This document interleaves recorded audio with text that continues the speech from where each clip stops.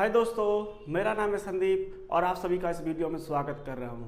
उम्मीद कर रहा हूं कि आप लोग स्वस्थ होंगे और मस्त होंगे और अपने पढ़ाई को अच्छी तरह से कर रहे होंगे।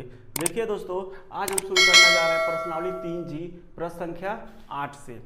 इसके पहले हमने सभी प्रश्न को हल करवा दिए हैं। यदि आप लोग उस वीडियो को नहीं देखे हैं तो उस वीडियो का लिंक डिस्क्रिप्शन में मिल जाएगा, जाकर उस वीडियो को जरूर देखिएगा। और यदि हमारे चैनल पर नए हैं तो चैनल को सब्सक्राइब, वीडियो को लाइक और दोस्तों के पास शेयर करना मत भूलिएगा। ठीक है दोस्तों, तो बढ़ते हैं अपने प्रश्न पर।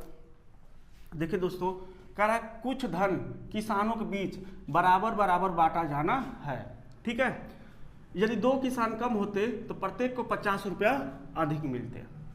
यदि किसानों की संख्या 2 अधिक होती तो प्रत्येक को 30 रुपया कम मिलते।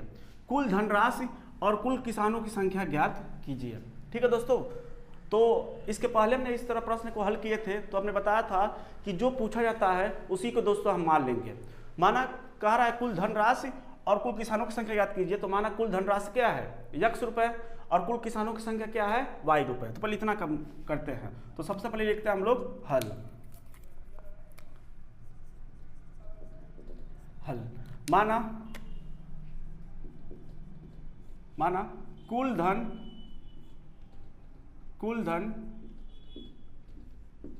x रुपए तथा कुल किसान y है। ठीक है दोस्तों, अब इसको देखिए, थोड़ा एक बात समझ लेते हैं हम लोग। जैसे मतलब मान लीजिए कि आपके पास कुछ धन है, ठीक है, उसको बराबर बराबर भागों में बांटा जाना है। तो कैसे बांटेंगे, तो इस बात को ध्यान दीजिए। जैसे हम मान लेते हैं कि मान लीजिए हमारे पास कुल 800 रुपये है। ठीक है, इसको कितने लोगों में बांटा जाना है, इसको मान लीजिए 5 लोगों में बांटना है। कितने लोगों में बांटना है, 5 लोगों में। तो कैसे बांटेंगे, प्रत्येक को बराबर बराबर हिस्सा मिलना चाहिए। तो देखिए क्या किया जाता है, कुल धन जितना होता है ना दोस्तों, उसमें कुल लोग जितने होते हैं उतने से भाग दे दिया जाता है। जैसे मतलब कुल धन हमारे पास कितना है 800 रुपये है और कुल कितने लोगों में बांटना है, 5 लोगों में बांटना है। तो क्या कीजिए, कुल धन में उतने लोग से भाग दे दिए तो प्रत्येक का हिस्सा मिल जाएगा। जैसे 5 से भाग दिए तो 5 8, 5 के नाम 5 और 5 छक, इसको 3 इधर चला गया तो 30 हो गया, 5 छक 30, यानी 160 रुपये आएगा। कितना आएगा, 160 रुपये प्रत्येक लोग को मिलेगा। अब इसमें 5 से गुणा करेंगे फिर पूरा धन आ जाएगा। 16 25 80, यानी 80 और 0, देखिए 800 आ गया। यही काम हम करेंगे। तो कह रहा है कि कुछ धन है उनको किसानों में बराबर बराबर बांटा जाना है। ठीक है ना, तो कुल धन हम क्या मान लिए हैं, x रुपये मान लीजिए दोस्तों, x रुपये मान लीजिए और कुल किसान है y रुपये। तो एक किसान को पता करना है कि एक किसान को कितना मिलेगा। कुल धन में कुल किसानों से क्या कर दीजिए, भाग दे दीजिए, तो एक किसान का दाम मिल जाएगा। एक किसान को मिल जाएगा कि एक किसान को कितना देना है। तो यही हम लिखेंगे, प्रत्येक किसान को मिला धन, प्रत्येक किसान को मिला धन। क्या मान लेते हैं, कुल किसान कितना था x, कुल धन कितना था x और कुल किसान क्या है y। तो कुल धन में कुल किसान से भाग देंगे तो एक किसान को पता चल जाएगा कि एक किसान को कितना देना है हमें। ठीक है दोस्तों, ये पता चल गया। अब देखिए प्रथम शर्त लिखते हैं, प्रथम या प्रश्नानुसार।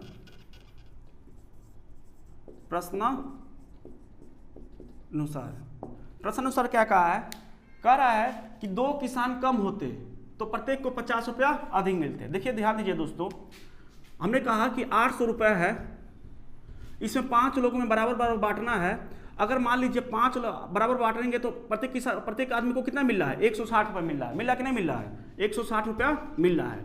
लेकिन अगर मान लीजिए हम 5 न कर यहाँ पर कितना कर दें, 8 कर दें, तो आप कितना मिलेगा, देखिए 8 से आप भाग दीजिए तो कितना मिलेगा, 8 के नाम, यानी कि आप 100 रुपये मिलेगा। कितना मिलेगा, 100 रुपये मिलेगा। अब 100 रुपये मिलेगा। तो बताइए, जबकि आदमियों की संख्या बढ़ जा रही है तो पैसा बांटना जितना होता था उतना क्या हो जा रहा है, कम हो जा रहा है। हो रहा है कि नहीं, देखिए पहले 800 रुपये में 5 लोगों को दे रहे थे तो 160 रुपये आ रहा था। अब 800 में आप कितने दे रहे हैं, 8 लोगों को दे रहे हैं, तो अब कितना आ रहा है, 100 रुपये आ रहा है। इसका मतलब पैसा कम पड़ जा रहा है कि नहीं कम पड़ जा रहा है। ध्यान दीजिए दोस्तों, पहले तो हमें कम वाला करना है, पहले कम वाले को कर लेते हैं। ध्यान दीजिए, फिर से हम समझा देते हैं इसको। जैसे मतलब आपने क्या किया था, 800 रुपये था आपके पास, उसमें आपने 5 लोगों को बांटा था। कितने लोगों को बांटा था, 5 लोगों को बांटा था। ठीक है, तो अब 5 लोगों को बांटा था तो अब कितने प्रत्येक को कितना आ रहा था, 160 रुपये आ रहा था। 160 रुपये आ रहा था। अब ध्यान दीजिए, अगर आप आदमियों की संख्या कम कर दे रहे हैं, कम करने का मतलब अब 8 धन तो उतना ही है, अब हम 4 लोगों को बांटे, 4 लोगों को दे तब, तो 4 दूना 8, यानी कि कितना आएगा 200 रुपये आ रहा है। कितना आ रहा है 200 रुपये। तो ध्यान दीजिए, जब आदमियों की संख्या कम कर दे रहे हैं तो पैसा आपको ज़्यादा मिल रहा है, यानी कि अधिक मिल रहा है। ठीक है, अब 160 रुपये मिलता था जब 5 लोग थे तो 160 रुपये मिल रहा है, जब 4 लोग आ गए तो 200 रुपये मिल रहा है कि नहीं मिल रहा है। देखिए, तो वही कह रहा है, जब 2 किसान कम होते तो प्रत्येक को 50 रुपया अधिक मिलते, मिल रहा कि नहीं। जब 2 किसान कम होते, यानी हमने एक आदमी को कम कर दिया तो पहले 160 रुपये मिल रहा था, अब कितना अधिक हो गया 40 रुपया, अब अधिक मिल रहा है। तो वही कहा है कि 2 किसान कम होते तो प्रत्येक को 50 रुपया अधिक मिलते। ठीक है, तो आप ध्यान दीजिए, इसमें कौन अधिक है, ये अधिक है कि ये अधिक है, कौन अधिक है, 200 वाला अधिक है ना। तो यानी कि अब यहाँ पे ध्यान दीजिए, कुल धन हमारे पास कितना है x, और कुल किसान कितना है y। अब कह रहा है कि धन तो उतना ही है, अब 2 किसान इसमें से कम हो जाते हैं, 2 किसान ने क्या किया, कम कर दिया। तो आप बताइए ये अधिक है कि ये अधिक है, आप लोग लॉजिक लगा बताइए। जब आदमी को हमने कम कर दिया तो कम वाला अधिक हो गया ना, यानी कि अब ये अधिक हो गया, पैसा 50 रुपये अधिक आएगा, तो अधिक में से कम को क्या कर देते हैं, घटा देते हैं। तो अधिक आपके पास कितना है, यानी ये अधिक है और ये कम है, तो x बट्टा y माइनस 2, कम वाले को घटा दीजिए, तो अब पैसा कितना मिल रहा है, पैसा कितना मिल रहा है 50 रुपये अधिक मिल रहा है, बराबर 50 के बराबर रख दीजिए। अब ये रहा समीकरण नंबर 1। ठीक है दोस्तों, बहुत अच्छे से आपको समझ में आया होगा। पुनः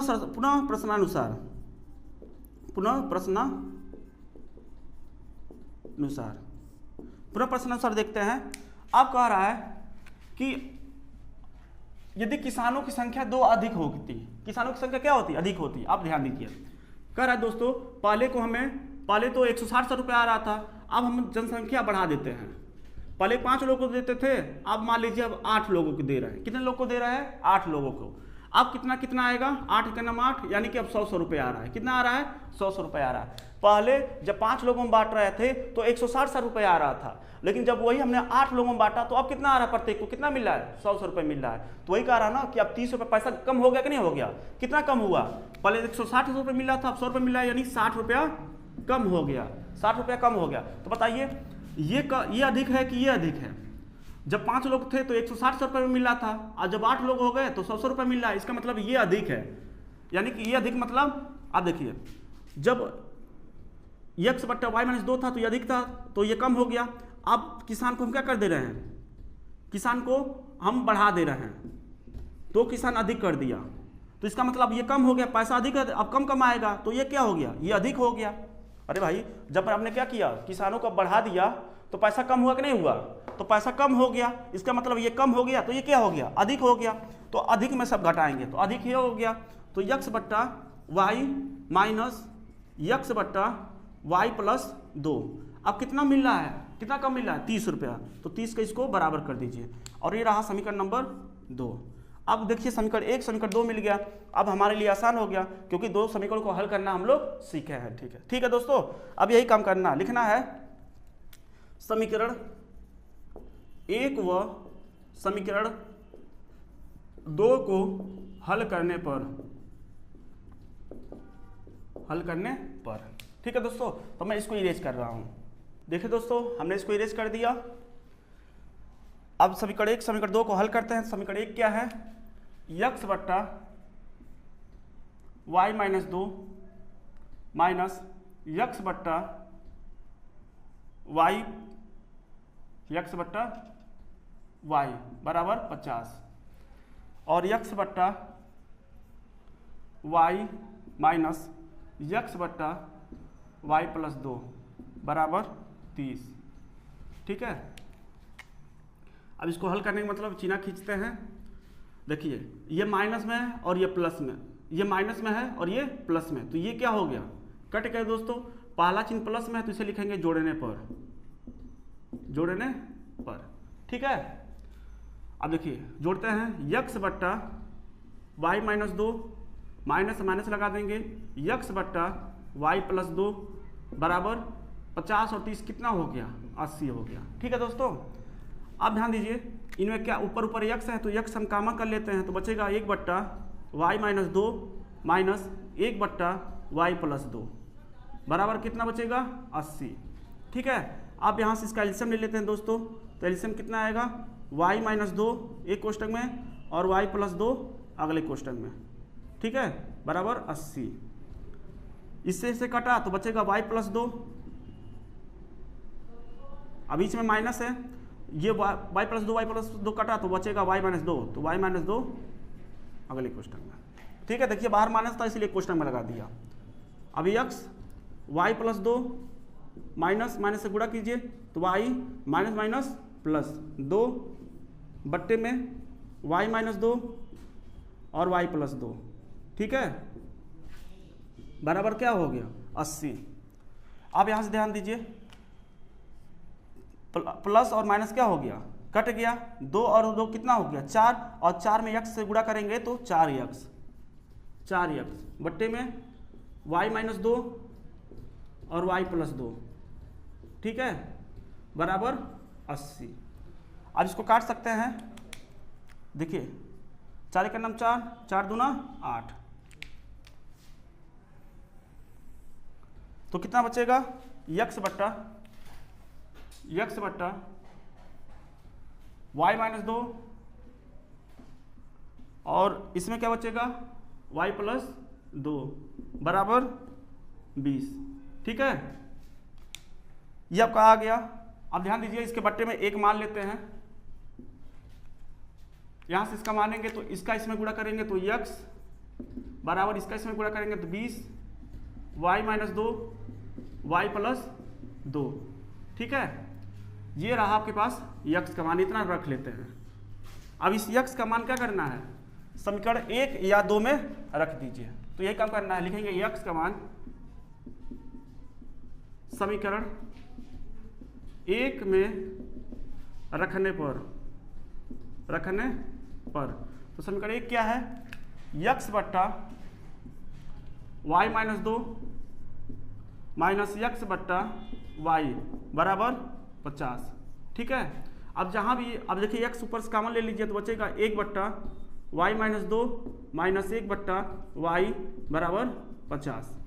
अब इस x के स्थान पर ये पूरा मान रख सकते हैं कि नहीं रख सकते हैं, तो यही रखेंगे तो 20 कोष्टक में y-2 y+2। ठीक है, और बाकी जैसे है दोस्तों उसको ऐसे ही उतार देते हैं, y बराबर 50। ठीक है, अब ध्यान दीजिए यहाँ से, अब इसका क्या लेना है एलसीएम ले लीजिए,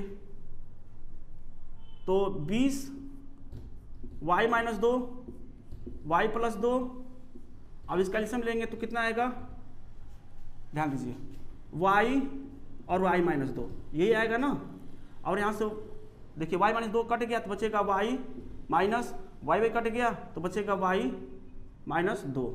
ठीक है, बराबर 50। अब ध्यान दीजिए दोस्तों, ये 0 और यहाँ से 0 क्या हो गया कट गया, और एक और कटेगा y-2 और y-2 भी कट गया। ठीक है दोस्तों, तो क्या बचेगा y+2, अब देखिए y minus minus plus minus और माइनस माइनस प्लस 2 बट्टे में y बराबर 5। ठीक है दोस्तों,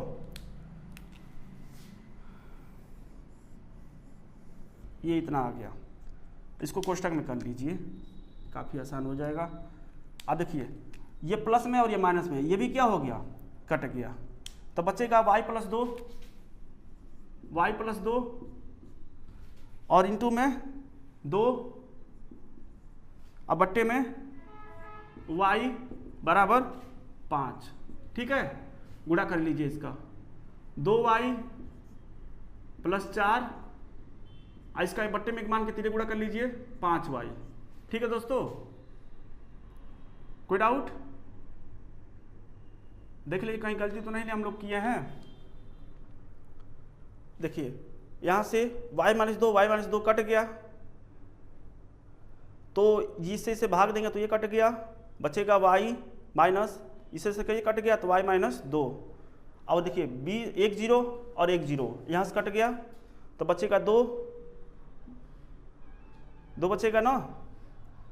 अब देखिए यहाँ 2 भी तो बचा है, यही तो हमें लग रहा था कहीं हम लोग गलती कर रहे हैं। यहाँ पर 2 भी बचा है, तो हम लोग 2 को लिख लेते हैं।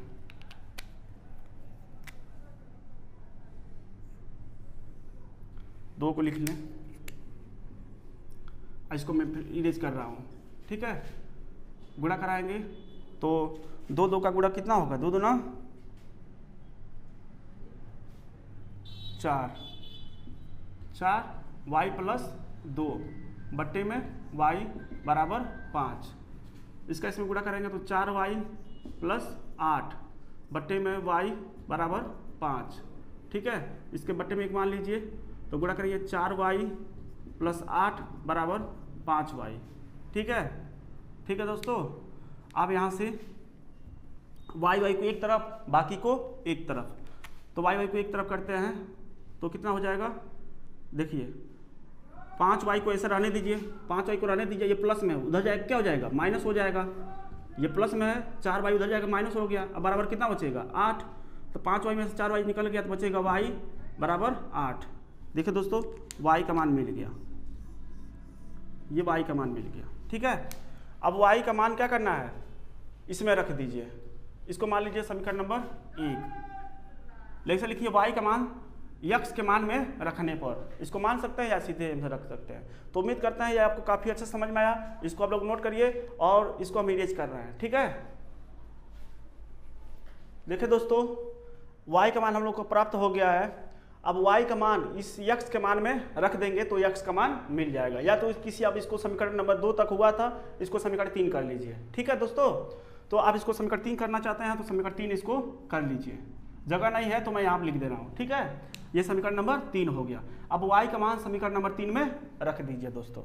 लिखना है y का मान समीकरण 3 में रखने पर समीकरण 3 क्या है, x बराबर 20 कोष्टक में y माइनस 2 y प्लस 2, ठीक है दोस्तों। अब जहाँ भी हमें क्या मिलेगा, जहाँ भी y मिलेगा उसके स्थान पर 8 रखना है। तो 20 कोष्टक में 8 माइनस 2 फिर 8 प्लस 2, ठीक है। अब देखिए x बराबर 20 तो रहने दीजिए, इसको 8 में से 2 गया तो 6 बचेगा, कोष्टक में 6 कर लीजिए और 8 2 10 कर लीजिए। तो x बराबर 6 दूना 12, 6 दूना 12 और एक 0 है तो 0 लगा दिया, गुणे में 10 है तो 10 कर दीजिए, तो x बराबर 1200, ठीक है। तो इस तरह हमने x किसको माना था, कुल धन माना था। तो कुल धन बराबर 1200 रुपये, ठीक है, 1200 रुपये। कुल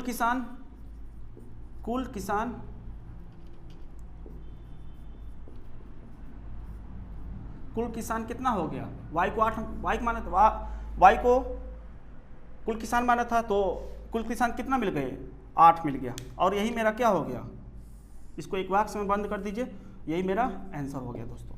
अगर आप देखना चाहते हैं तो प्रत्येक किसान को कितना मिलेगा, तो प्रत्येक किसान के लिए हमने बताया था x बट्टे y, कुल किसान और कितने में बांटना उसको कर दीजिए। तो कुल रुपए हमारे पास कितना है, 1200 रुपये है, और बट्टे में कितना हो गया, 8 हो गया। तो इसको काट दीजिए, देखिए 8 के नंबर 8, इसके पास कितना चला गया, 4, 8 पचे 40 यानी 150। प्रत्येक किसान को कितना मिलेगा, प्रत्येक किसान को 150 मिलेगा, ठीक है। कितना मिलेगा, 150 मिलेगा। अब फिर इसमें 8 से गुणा कर दीजिए, देखिए 1200 आ रहा है कि नहीं, 15 8 120 और 2 0 यानी कि आ गया, ठीक है दोस्तों। देखिए इस तरह हमने क्या किया, प्रश्न संख्या 8 को भी हल कर लिया। तो उम्मीद करते हैं ये काफ़ी अच्छे से आपको समझ में आया है।